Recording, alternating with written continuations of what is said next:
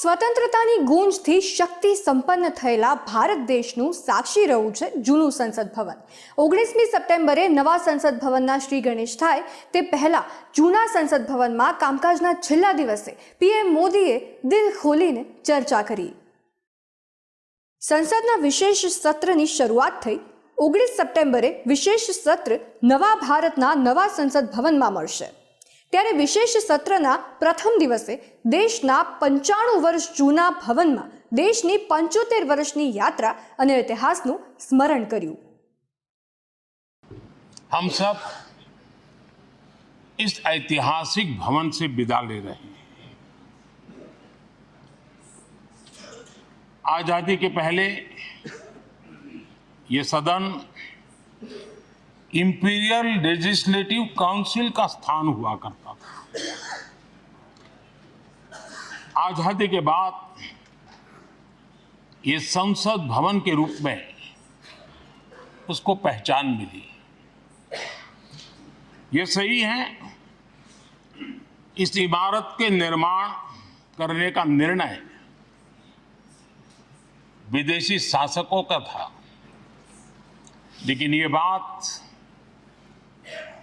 हम न कभी भूल सकते हैं और हम गर्व से कह सकते हैं कि इस भवन के निर्माण में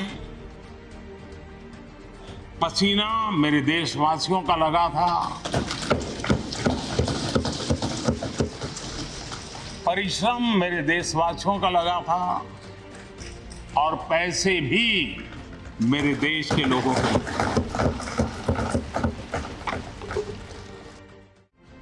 आज G20 की सफलता को भी आपने सर्वसम्मति से सराहा है। मैं मानता हूं देशवासियों का आपने गौरव बढ़ाया है। मैं आपका आभार व्यक्त करता हूं। G20 की सफलता 140 करोड़ देशवासियों की है। ये भारत की सफलता है, किसी व्यक्ति की सफलता नहीं है, किसी दल की सफलता नहीं है।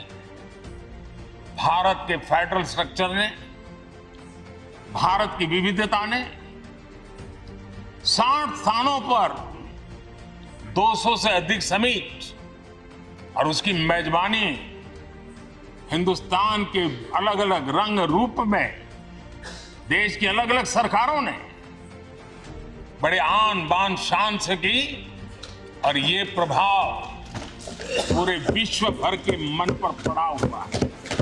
ये हम सबके सेलिब्रेट करने वाला विषय है, देश के गौरवगान को बढ़ाने वाला है।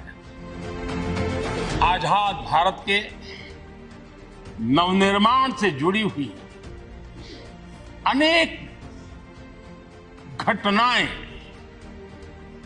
इन 75 वर्ष में यही सदन में आकार लेती हुई हमने देखी।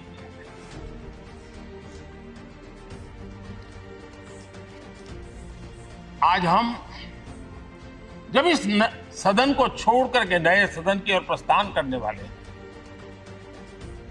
तब भारत के सामान्य मानवीय की भावनाओं को जहां जो आदर मिला है, सम्मान मिला है, उसकी अभिव्यक्ति का भी एक अवसर है। और इसलिए आदरणीय अध्यक्ष जी, मैं पहली बार जब संसद का सदस्य बना और पहली बार एक सांसद के रूप में इस भवन में मैंने प्रवेश किया, तो सहज रूप से मैंने इस संसद भवन के दौर पक्ति पर अपना शीश झुका करके इस लोकतंत्र के मंदिर को श्रद्धा भाव से नमन करते हुए मैंने पैर रखा था। वो पल मेरे लिए भावनाओं से भरी हुई थी। मैं कल्पना नहीं कर सकता था, लेकिन भारत के लोकतंत्र की ताकत है, भारत के सामान्य मानवीय की लोकतंत्र के प्रति श्रद्धा का प्रतिबिंब है कि रेलवे प्लेटफॉर्म पर गुजारा करने वाला एक गरीब परिवार का बच्चा पार्लियामेंट पहुंच गया।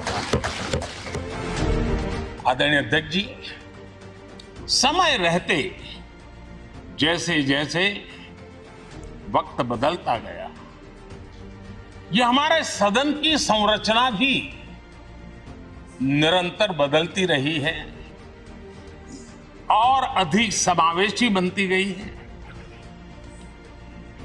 समाज के हर वर्ग का प्रतिनिधि विविधताओं से भरा हुआ इस सदन में नजर आता है। अनेक भाषाएं हैं, अनेक बोलियां, अनेक पहरवेश है, अनेक खान पान है। सदन के अंदर सब कुछ है और समाज के सभी तबके के लोग, चाहे वो सामाजिक रचना के हो, चाहे आर्थिक रचना के हो, चाहे गांव या शहर के हो, एक प्रकार से पूर्ण रूप से समावेशी वातावरण सदन में पूरी ताकत के साथ जन सामान्य की इच्छा आकांक्षाओं को प्रकट करता रहा है। दलित हो, पीड़ित हो, आदिवासी हो, पिछड़े हो, महिलाएं हो, हर न हर एक का धीरे धीरे धीरे योगदान बढ़ता चला गया है।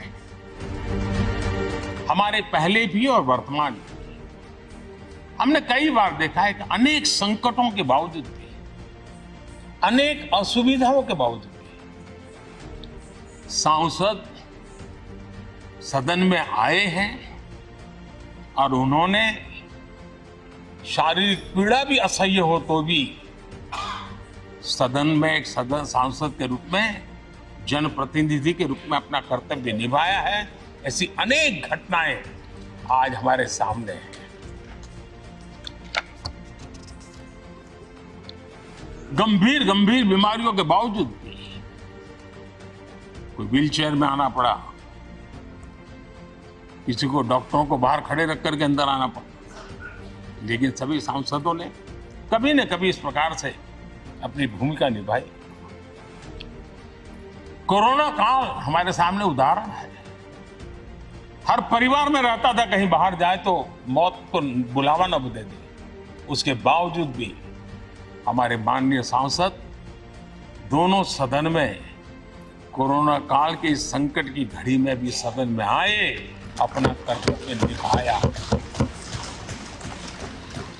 हमने राष्ट्र का काम रुकने नहीं दिया।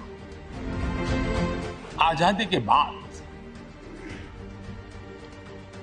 बहुत बड़े बड़े विद्वान लोगों ने बहुत आशंकाएं व्यक्त की थी, पता नहीं देश का क्या होगा, चल पाएगा कि नहीं चल पाएगा, एक रहेगा कि बिखर जाएगा, लोकतंत्र बना रहेगा नहीं, 50। लेकिन इस देश की संसद की ताकत है कि पूरे विश्व को गलत सिद्ध कर दिया और ये राष्ट्र पूरे सामर्थ्य के साथ आगे बढ़ता रहा। और इस विश्वास से कि हम भले आशंकाएं होंगी, घने काले बादल होंगे, लेकिन सफलता प्राप्त करते रहेंगे। और ये हम सब लोगों ने, हमारी पुरानी पीढ़ियों ने मिलकर के इस काम को करके दिखाया है। और हम देखते हैं राजेंद्र बाबू से लेकर डॉक्टर कलाम, रामनाथ जी कोविंद और अभी द्रौपदी मुर्मू जी, इन सब के संबोधन का लाभ हमारे सदनों को मिला है, उनका मार्गदर्शन मिला है। आदरणीय अध्यक्ष जी, पंडित नेहरू जी, शास्त्री जी, वहां से लेकर के अटल जी, मनमोहन सिंह जी तक एक बहुत बड़ी श्रृंखला जिसने इस सदन का नेतृत्व किया है और सदन के माध्यम से देश को दिशा दी है, देश को नए रंग रूप में ढालने के लिए उन्होंने परिश्रम किया है, पुरुषार्थ किया है। आज उन सबका गौरवगान करने का भी अवसर है। ये वो सदन है जहां कभी भगत सिंह, बटुकेश्वर दत्त, उन्होंने अपनी वीरता सामर्थ्य से अंग्रेज सल्तनत को जगा दिया था बम का धमाका कर। बम की गूंज भी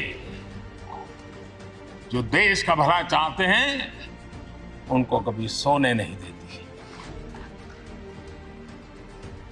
आदरणीय अध्यक्ष जी, ये वो सदन है जहां पंडित जी को इसलिए भी याद किया, अनेक बातों के लिए याद करेगा, लेकिन हम जरूर याद करेंगे इसी सदन में पंडित नेहरू का at the stroke of midnight की गूंज हम सबको प्रेरित करती रहेगी। और इसी सदन में अटल जी ने कहा था, वो शब्द आज भी गूंज रहे हैं इस सदन में, सरकारें आएगी जाएगी, पार्टियां बनेगी बिगड़ेगी, लेकिन ये देश रहना चाहिए।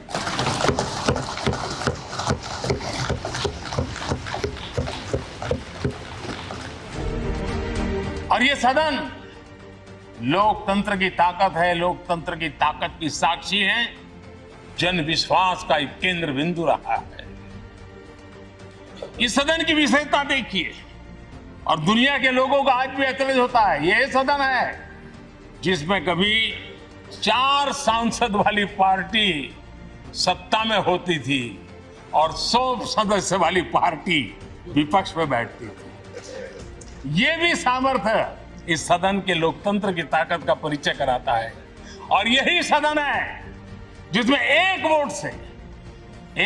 वोट से अटल जी की सरकार गई थी और लोकतंत्र की गरिमा को बढ़ाया था, ये भी इसी सदन में है।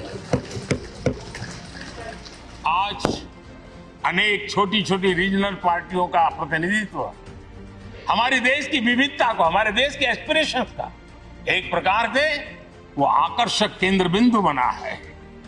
कल और आज से जुड़ने का हमें अवसर मिल रहा है और आने वाली कल निर्माण करने का एक नया विश्वास, नया उमंग, नए उत्साह के साथ हम यहां से विदाई लेने वाले हैं।